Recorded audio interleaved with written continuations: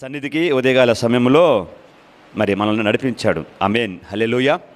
అయితే ప్రియమైన దేవుని బిడ్డలారా, వ్యక్తిగతంగాను సంఘముగాను ప్రభుని ఆరాధించక ముందు పరిశుద్ధ గ్రంథంలో కొన్ని లేఖన భాగాలు మనందరం కలిసి చదివి ధ్యానం చేసుకుందాం. అపోస్తలుడైన పౌలు భక్తుడు హెబ్రీయులకు రాసినటువంటి పత్రిక కొత్త నిబంధన గ్రంథంలో పేజీ నెంబర్ 201 హెబ్రీయులకు రాసినటువంటి పత్రిక 1వ అధ్యాయము మొదట 4 వచనాలు చదువుదాం. హెబ్రీయులకు రాసిన పత్రిక 1వ అధ్యాయము మొదట 4 వచనాలు చదువుదాము. 1వ వచనం నేను చదువుతాను, 2వ వచనం మీరు చదవండి. 3, 4 వచనం కలిసి ఉంటాయి కాబట్టి అందరం కలిసి చదువుదాం. పూర్వకాలమందు నానా సమయంలోనూ నానా విధములుగాను ప్రవక్తల ద్వారా మన పితరులతో మాట్లాడిన దేవుడు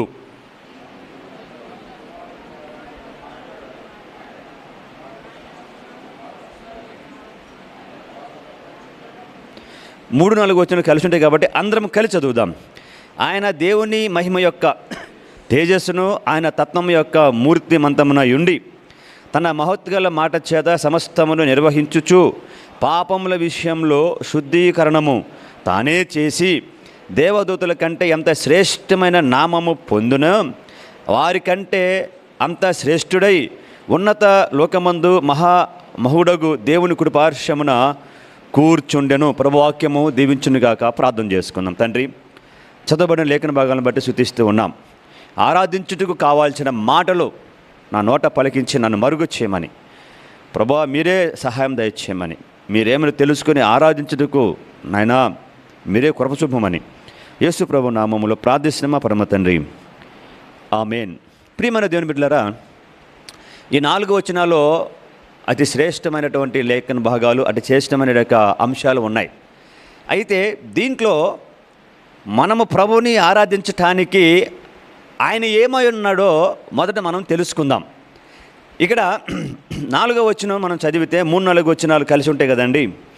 ఈ 3, 4 వచనాలు ఆయన దేవుని యొక్క ఏమన్నాడు? ఆయన దేవుని మహిమ యొక్క తేజస్సు. ఆయన అంటే ఎవరు చెప్పండి? పౌలు భక్తుడు ఎవరిని జ్ఞాపకం చేస్తున్నాడు? ఏమండి, పౌలు భక్తుడు ఎవరిని జ్ఞాపకం చేస్తున్నాడు? దేవుని యొక్క, చూడండి ఏముంది, ఆయన దేవుని మహిమ యొక్క తేజస్సు అన్నాడు. అంటే పౌలు భక్తుడు యేసు ప్రభువారిని తండ్రి యొక్క మహిమను చూపిస్తూ ఉన్నాడు. యేసు ప్రభువారు ఏ మహిమ కలిగి ఉన్నాడో, యేసు ప్రభువారు ఏ తేజస్సు కలిగి ఉన్నాడో ఇక్కడ పౌలు భక్తుడు జ్ఞాపకం చేస్తాడు. ఆయన అంటే యేసు ప్రభువారు. ప్రియులరా, యేసు ప్రభువారు ఇక్కడ చూడండి, ఆయన అనగా యేసు ప్రభువారు దేవుడు అంటే తండ్రి అయిన దేవుని యొక్క మహిమ, చూడండి మహిమ యొక్క తేజస్సును కలిగి ఉన్నాడని ఇక్కడ మనకు జ్ఞాపకము చేస్తున్నాడు. మహిమ యొక్క, చూడండి మహిమ యొక్క తేజస్సును అనే మాట దగ్గర 3 ఉంటుంది. మూల భాషలో కింద చిన్న అక్షరాలతో ఉంటుంది. చూస్తే ప్రతిబింబమునని ఉంది. అంటే ఏంది? యేసు ప్రభువారు ప్రతిబింబించేటువంటి దేవుడు. యేసు ప్రభువారు దేవుని యొక్క మహిమ కలిగినటువంటి ఆ తేజస్సు అక్కడ జ్ఞాపకం చేస్తున్నాడు. రెండోది, ఆయన తత్వం యొక్క మూర్తిమంతమునై యుండి తన మహత్గల మాట చేత సమస్తమును నిర్వహించుచు ఏం చేస్తున్నాడు? ఈయన పాపముల విషయంలో శుద్ధీకరణము తానే చేసి కదా. పాపము చేతను అపరాధము చేతను సత్యమైనటువంటి యొక్క జీవితాలు మనవి కదా. పాపము చేసి దేవుడానికి మహిమను కోల్పోతున్నటువంటి యొక్క జీవితాలు మనవి ఒకనాడు కదా. ఆ తర్వాత జిగటగల దొంగ ఇవులో నాశనకర గుంటలో దొర్లుతున్న జీవితాలు మన పందిలాగా కదా. కుక్కలాగా ఏది పడుతుంది పరిగెత్తి ఆశించేటువంటి జీవితాలు మనవి. ఒకసారి అసలు మన జీవితం గురించి మనం ఆలోచించుకుంటే ఏంది అర్థం కాదు ప్రియులరా. అసలు ఎందుకు దేవుడి లోకాన్ని పంపించాడు? ఎందుకున్నాం? అసలు ఎవరి కోసం బతుకుతున్నాం? ఎవరి కోసం తింటున్నాం? ఎందుకు జీవిస్తూ ఉన్నాం? అసలు ఈ రోగాలు ఏంటి? అసలు ఈ పరిస్థితి ఏంటి? హాస్పిటల్లో పరిగెత్తడం ఏంటి? డాక్టర్ల కాడికి వెళ్ళటం ఏంటి? నాకు ఇదంతా ఎక్కడి నుంచి వచ్చింది వ్యవస్థ? అసలు మానవునికి ఏంటి అసలు జీవితం అనేది మనము ఆలోచన కలిగి ఉంటే అసలు మనమేంటో మనకు అర్థమవుతుంది ప్రియమైన. ఎందుకంటే ఈ సమస్తం కూడా దేవుని ద్వారా ఈ దేహం మనకు అనుగ్రహించబడింది కదా. దేవుని ద్వారా ఈ దేహము అనుగ్రహించబడింది. వాస్తవంగా చెప్పాలంటే ఈ దేహం మనకి మట్టిలోంచి దేవుడు ఇచ్చాడు, కానీ దేవుడు ఏ రూపమైతే కలిగి ఉన్నాడో ఆ రూపాన్ని దేవుడు మనకి ఇచ్చాడు ప్రియులరా. దేవుడు ఏ తేజస్సులో ఉన్నాడో మానవుని కూడా అదే తేజస్సులో దేవుడు చూడాలని ఏమని ఆనాడు తన స్వరూపంతో తన పోలు చొప్పున నరులను చేద్దామని ఆశించాడు దేవుడు. అలానే చేశాడండి. అలానే చేశాడు. మానవునికి మంచి జీవితాన్ని ఇచ్చాడు, మంచి ప్రవర్తన ఇచ్చాడు కదా, సౌందర్యమైన తోటనిచ్చాడు. అదే ఏదోని ఊరు ఆయనకే, ఆదాముకి. అంత సస్యశ్యామలైన జీవితం ఇచ్చి మహిమ కలిగిన జీవితం ఇస్తే మానవుడు ఆజ్ఞను అతిక్రమించడం ద్వారా ఆ సమస్తాన్ని ఏం చేశాడు? పోగొట్టుకున్నాడు ప్రియులరా. బైబిల్ ఏం చెబుతుందంటే ఆజ్ఞ అతిక్రమమే పాపం ప్రియులరా. మనం ఎంతమందిని ఆజ్ఞను పాటిస్తున్నాం? ఎంతమంది దేవుని కట్టను అనుసరించి నడుస్తున్నాం? ఎంతమంది ధర్మశాస్త్రాన్ని మనము అనుసరించి నడుస్తున్నాం? చెప్పండి. బైబిల్ పట్టుకొని మనం ప్రార్థనకు వస్తూ ఉంటాం, కానీ ఎంతమంది బైబిల్ చదవడం గొప్ప కాదు, ప్రార్థించడం గొప్ప సంగతి కాదు, కానీ వాక్యము అనుసరించి నడవడము గొప్ప సంగతి. అది కావాలి మన జీవితంలో. దేవుని వాక్యం అనుసరించి నడుస్తూ వాక్యానుసారంగా జీవించడమే దేవుడు మనకిచ్చిన గొప్ప ఆధిక్యత. అసలు నేను చెప్పాలని నాది ఈ ఊరు కాదు, ఈ దేశం కాదు. శారీరకంగా మా తల్లిదండ్రులు నన్ను కనవచ్చు, ఒక గుర్తింపు ఉంది, పలానా ఊరు, పలానా జిల్లా, పలానా మండలం అని. కానీ ఇవన్నీ కూడా ఈ లోకములో ఉండటానికే. కానీ మనకు ఒక దేశం ఉంది. ఏంటి ఆ దేశం? చెప్పండి, ఏంటి ఆ దేశం? మనకు ఒక ఊరుంది. ఏంటి ఆ ఊరు? మనకు ఒక గొప్ప జీవితం ఉంది. ఏంటి ఆ జీవితం? ఎప్పుడైనా ఆలోచించారా? దేనికోసం మనం ఎదురు చూస్తూ ఉన్నాం? దేనికోసం మనం ఆరాటపడుతున్నాం? ఎంత సంపాదించాలి, ఎంత కూడబెట్టాలి, ఎన్నో ఉంటాయి. నా పిల్లలకి నేను వాళ్ళని గొప్పగా చూడాలి, నేను చదువుకోలేదు, నా పిల్లలను గొప్పగా చదివించుకోవాలి. ఇవి ఉంటే మంచిదే, ప్రభుకి స్తోత్రం. ఈ లోకంలో మంచిగా జీవించాలి, మంచిగా గొప్పగా జీవించాలి, దేవుడిచ్చిన ఆశీర్వాదం మనకి. కానీ ప్రియుల దానికంటే గొప్ప సంగతి ఏంటంటే దేవుడు ఏమై ఉన్నాడో తెలుసుకొని ఆ దేవుణ్ణి ఆరాధించడమే మన గొప్ప సంగతి. దేవుడిచ్చింది జీవితం, అద్భుతమైన జీవితం ప్రియులరా. ఇక్కడ ఏం చూస్తున్నామంటే చూడండి, అక్కడ ఏం చెప్తారంటే 3-4 వచనాలలో దేవుని యొక్క మహిమ తేజస్సును చూస్తున్నాం. రెండోది ఆయన తత్వం యొక్క మూర్తిమంతము నుండి తన మహత్గల మాట చేత సమస్తమును నిర్వహించుచు పాపముల విషయంలో శుద్ధీకరణము తానే చేసి ఇంకేం చేశాడండి? దేవదూతల కంటే ఎంత శ్రేష్టమైన నామము పొందినో. ఎవరికంటే అండి? యేసు ప్రభు దేవదూతల కంటే శ్రేష్టమైనటువంటి యొక్క నామము పొందెనో వారికంటే అంత శ్రేష్ఠుడై పౌలు భక్తుడు యేసు ప్రభు వారిని ఏ రీతిగా పైకి లేపుతున్నాడో చూస్తున్నాం ప్రియులరం. ఏ రీతిగా ఆయన నామాన్ని గణపరుస్తున్నాడో చూస్తున్నాం. ఏ రీతిగా ఆయన నామాన్ని కొనియాడుతున్నాడో, అసలు ఆయన స్థితి ఏంటో ఈ భాగంలో మనం చూస్తూ ఉన్నాం. మనము ఆరాధించే దేవుడు, మనము కలిగిన దేవుడు, మన రక్షకుడు, మన సృష్టికర్త సామాన్యమైన దేవుడు కాదండి. ఇది ఎప్పుడైతే గుర్తెరుగుతామో మన జీవితం మారిపోతుంది ప్రియులరా. దేని గురించి కూడా మనం పరిగెత్తాం, దేని గురించి ఆరాటపడం. నీకేది కావాలన్నా ప్రభుని ఆరాధించు, ప్రభుని మొదట గణపరచు, ఆ తర్వాత ప్రభుని అడుగు ప్రియులరా. ఒక మాట చెప్పనా?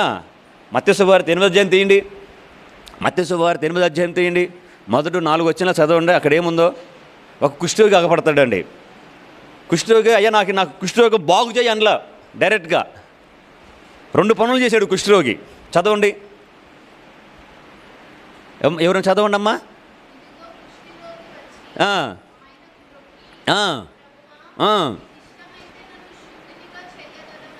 ఆగండి.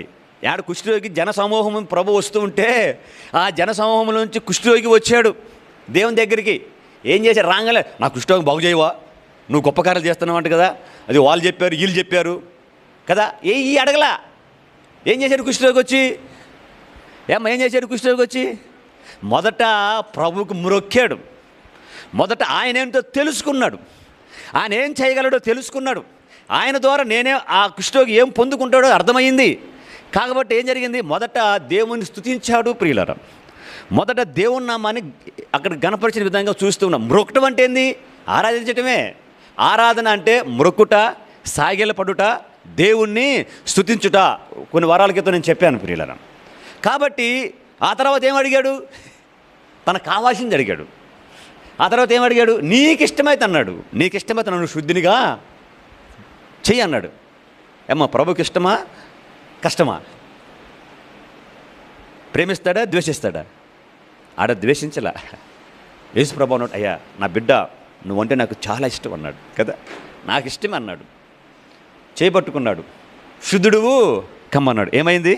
తక్షణమే వాని కుష్ఠరోగము శుద్ధి అయింది. దేవుని స్తుతిస్తూ వెళ్ళాడు. ప్రియులరా, అద్భుతం కదా. ఒకప్పుడు నా జీవితం కూడా అంతే ప్రియులరా. ఈరోజు యేసు ప్రభు నామము కలిగి ఆయన పరిశుద్ధ గ్రంథం చేతపట్టుకొని ఈరోజు ఆయన సన్నిధికి వచ్చి ప్రభుని ఆరాధిస్తున్నామంటే మన గొప్ప సంగతి కాదండి. మనదంటే ఏమి ఈ లోకం పాట పాడేం కదా, ఈ లోకాన్ని ఏమీ లేదు ప్రియులరా. సమస్తము ఆయన ఇచ్చిందే ప్రియులరా. ఆయన ఇచ్చాడు కాబట్టి ఆయన శ్రేష్టమైనటువంటి నామము కలిగిన దేవుడు ఏంది చూడండి, ఉన్నత లోకం మందు అంత మహామగుడు దేవుని కుర్పర్శంలో కూర్చొని ఉన్నాడు. నేను త్వరగా 7 పాయింట్లు ఉన్నాయి. 7 పాయింట్లు చెప్పను, సమయాన్ని బట్టి ముగిచ్చేస్తాను. మొదట దేవుడు, మనం ఆరాధించే దేవుడు ఎలాంటి వాడో, ఏ నామము కలిగినటువంటి దేవుడు, ఎంత గొప్ప దేవుడో అనేది మరి ఇక్కడ మనం చూసాం ప్రియులరా. అయితే ఎందుకు మనం ఆ దేవుని ఆరాధించాలి అనేది మనము నేర్చుకుంటే, ఎందుకంటే ప్రియులరా మొదటిది మనం ఆరాధించే దేవుడు దేవదూతల కంటే శ్రేష్టమైన నామము కలిగిన వాడు. రెండోది హెబ్రీ పత్రిక 8వ అధ్యాయము 6వ వచనంలో చూస్తే, 8వ అధ్యాయం 6వ వచనంలో చూస్తే అక్కడ ఏముందంటే, ఈయన చూడండి, ఈయనే అయితే ఇప్పుడు మరి ఎక్కువైన వాగ్దానములను బట్టి నియమింపబడిన మరి ఎక్కువైన నిబంధనకు మధ్యవర్తి ఉన్నాడు గనుక మరి శ్రేష్టమైన సేవకత్వము పొంది ఉన్నాడు. ఆమేన్, హల్లెలూయా. మొదటిది దేవదూతల కంటే ఏమండి శ్రేష్టమైన నామం కలిగినటువంటి యొక్క యేసు ప్రభువారు. రెండోది శ్రేష్టమైనటువంటి యొక్క సేవకత్వము కలిగినటువంటి యేసు ప్రభువారు. సేవకత్వం అంటే సేవకుడు అంటే ఏంది? సేవకుడు అంటే సేవకుడు పని చేసేవాడు కదా. సేవకుడు యేసు ప్రభువారు ఏం చేశాడండి? ఈ లోకంలో ఉన్నంతకాలం 33 సంవత్సరాలు జీవించాడు మన కోసం. 3.5 సంవత్సరమే సువార్తను ప్రకటించాడు, సేవకుడిగా కనిపించాడు, ఎన్నో అద్భుతాలు చేశాడు. శ్రేష్టమైన నామం కలిగినటువంటి దేవుడు. రెండోది శ్రేష్టమైన సేవకత్వము కలిగినటువంటి దేవుడు. ఈ దేవుడు నీకు నాకు ఏం చేశాడు? ఎందుకు ఆరాధించాలి అంటే, ప్రియమైన దేవుడు, శ్రేష్టమైన దేవుడు ఆరాధించటానికి ప్రతి విశ్వాసికి 7 ఆశీర్వాదాలు ఇచ్చాడు. 7 ఈవులు, మనకి శ్రేష్టమైన ఈవులు ఇచ్చాడు. ఒక్కొక్క ఈవు గురించి నేను మీకు జ్ఞాపకం చేస్తాను 5 నిమిషాల్లో. ప్రియులారా, ఇక్కడ మొదటి ఆశీర్వాదం అనగా మొదటి ఈవి ఏంటంటే, హెబ్రీ పత్రిక తీయండి 12వ అధ్యాయము 24వ వచనం.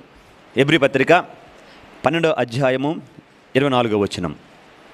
ఇక్కడ ఏం చేస్తున్నామంటే, కొత్త నిబంధనకు మధ్య వర్తి అయి యేసునద్దకు హేబేలు కంటే మరి శ్రేష్టముగా పలుకు ప్రోక్షణ రక్తమును మీరు వచ్చి ఉన్నారు. ఆమేన్, హల్లెలూయా.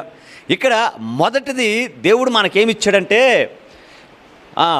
శ్రేష్టమైన రక్తము. ఏమిచ్చాడు? శ్రేష్టమైన ప్రాణ రక్తము, ప్రోక్షణ రక్తము దేవుడు మన కొరకు ధారపోశాడు ప్రియులరా. ఆ రక్తము ధారపోయడం ద్వారా, ఆ రక్తము కార్చటము ద్వారా, ఆ రక్తం ద్వారా నీనా పాపములకు ఏమైందండి? ఇందాక మొదటి అధ్యాయం చదివాం కదా, పాపములకు శుద్ధీకరణము ఏం చేశాడు? తానే చేశాడని చదివాం కదా. అలాగనే యేసు రక్తము చేత మన పాపములకు యేసయ్య మన పాపములు ఏం చేశాడండి? శుద్ధి చేశాడు. మొదటి దేవుడు మనకేమిచ్చాడంటే శ్రేష్టమైన ఏమండి ప్రోక్షణ రక్తము ద్వారా దేవుడు మనల్ని మన పాపములకు శుద్ధీకరణము చేశాడు. అందుని బట్టి ప్రభుని ఆరాధించాలి కదా. రెండోది, దేవుడు మనకి శ్రేష్టమైన నిరీక్షణ ఇచ్చాడు ప్రియులారా. హెబ్రీ పత్రిక 7వ అధ్యాయము 19వ వచనం, త్వరగా తీయండి. 7వ అధ్యాయము 19వ వచనం. ఇదేం చూస్తామంటే 18, 19 కలిసి ఉంటాయి. ఆ ధర్మశాస్త్రము దేనికి సంపూర్ణ సిద్ధి కలుగజేయలేదు గనుక ముందు ఇవ్వబడిన ఆజ్ఞ బలహీనమైనదందునను నిష్ప్రయోజనమైనందునను అది నివారణ చేయబడి ఉన్నది. అంతకంటే శ్రేష్టమైన నిరీక్షణ కదా. చూడండి, ఎంతకంటే ధర్మశాస్త్రము కంటే, ధర్మశాస్త్రము దేనిని చేయలేకపోయిందో యేసు ప్రభువు దానిని చేసేసాడు. కానీ అలాగనే అంతకంటే చూడండి, అంతకంటే శ్రేష్టమైన నిరీక్షణ దాని వెంట ప్రవేశపెట్టబడెను. దాని ద్వారా దేవుని యొద్దకు మనము చేరి ఉన్నాము. ఎవరి ద్వారా? ఎవరి ద్వారా అండి? శ్రేష్టమైన నిరీక్షణ దేవుని యొద్దకు రావడానికి యేసు ప్రభువు శ్రేష్టమైన నిరీక్షణ మనకిచ్చాడు ప్రియులరా. మొదటిగా దేవుడు ఎవరో ఎలాంటి వాడో మనం నేర్చుకున్నాం. ఆయన ఎందుకు ఆరాధించాలంటే శ్రేష్టమైనటువంటి ఏమి ఇచ్చాడండి? ప్రోక్షణ రక్తము ద్వారా మన పాపములకు శుద్ధీకరణం చేశాడు. రెండవది శ్రేష్టమైన నిరీక్షణ ఇచ్చాడు. ఆ నిరీక్షణ ఏంటంటే దేవుని కుడిపార్శ్వమున కూర్చుని గొప్ప నిరీక్షణ మనకిచ్చాడు ప్రియుల. ఎఫెసీ పత్రిక 2వ అధ్యాయము 7వ వచనం. ఎఫెసీ రాసిన పత్రిక 2వ అధ్యాయము 7వ వచనం. అక్కడ చదవండి అన్నమాట. అక్కడ ఏముంది? 2వ అధ్యాయం 7వ వచనం. క్రీస్తు యేసునందు మనలను ఆయనతో కూడా లేపి ఎక్కడ కూర్చొని పెట్టాడండి? పరలోకమందు ఆయనతో కూడా కూర్చుండబెట్టాడు కదా. తండ్రిన దేవుడు యేసుక్రీస్తు లేపి దేవుని అనగా యేసు ప్రభు యొక్క కుడిపాక్షమున కదా మనల్ని కూర్చోబెట్టి ఆ నిరీక్షణ దేవుడు మనకు శ్రేష్టమైన నిరీక్షణ కలిగించాడు. అందుని బట్టి ఆ నిరీక్షణ బట్టి ప్రభువుని మనము ఆరాధించాలి. మూడోది చూద్దాం. శ్రేష్టమైన స్వాస్థ్యం ఇచ్చాడు దేవుడు మనకి. శ్రేష్టమైనటువంటి స్వాస్థ్యం. హెబ్రీ పత్రిక 10వ అధ్యాయం 34 వచనం. అంత నేను హెబ్రీ పత్రికల గురించి నేను మీకు జ్ఞాపకం చేస్తాను. హెబ్రీ పత్రిక 10వ అధ్యాయము 34వ వచనం. ఏముంది ఇక్కడ 34వ వచనంలో? ఎలాగనగా మీరు ఖైదుల్లో ఉన్న వారిని కరుణించి మీకు మరి శ్రేష్టమైనదియు స్థిరమైనదినైన స్వాస్థ్యం ఉన్నదని ఎరిగి మీ ఆస్తి కొలువపోవుటకు సంతోషముగా ఒప్పుకొంటిరి అనేది ఇక్కడ మనం చూస్తూ ఉన్నాం. అంటే దేవుడు ఈలోక ఆస్తి గురించి కాదు, కానీ పర సంబంధమైనటువంటి ప్రతి ఆశీర్వాదము యేసు ప్రభు ద్వారా దేవుడు మనకు అనుగ్రహించాడు. అది మనకు చాలా ముఖ్యం కదా. ఏంటిది? శ్రేష్ఠ. చూడండి ఇక్కడ ఏమన్నాడు? శ్రేష్ఠ గురించి మాట్లాడతాడు. శ్రేష్టమైనటువంటి స్వాస్థ్యము దేవుడు మనకు స్థిరపరిచాడు ప్రియులరా. ఎక్కడ? పరలోకంలో. ఎక్కడుంది మనకు స్వాస్థ్యము? ఆ స్వాస్థ్యము ఏంటంటే దేవునికి మనమే ఆయన స్వాస్థ్యం ప్రియులరా. మనకి మంచి శ్రేష్టమైన స్వాస్థ్యము అనుగ్రహించాడు. చివరిగా ఒకటి చెప్తాను. 4వది శ్రేష్టమైన బలి ఇచ్చాడు మన కోసం. దేవుడు శ్రేష్టమైన బలి అర్పించాడు యేసు ప్రభువారు. హెబ్రీ పత్రిక 9వ అధ్యాయము 23వ వచనం. హెబ్రీ పత్రిక 9వ అధ్యాయం 23వ వచనంలో ఏముందంటే, పరలోకమందున్న వాటిని పోలిన వస్తువులు ఇట్టి బలుల వలన శుద్ధి చేయబడవలసి ఉండెను, కానీ పరలోక సంబంధమైనవి వీటికంటే శ్రేష్టమైన బలుల వలన శుద్ధి చేయబడవలసి ఉండెను. ఆమేన్. ఎలా? పరలోక సంబంధమైన బలి, శ్రేష్టమైన బలి ఎవరిచ్చారో తెలుసా? ఎవరిచ్చారండి? ఎవరిచ్చారు? నీ కొరకు నా కొరకు యేసు ప్రభువారు ఒకే ఒక్క బలి ఇచ్చాడు. ఆ యేసు ప్రభువారు బలియాగము ఇవ్వటం ద్వారా బలులు ఏమైపోయినాయండి?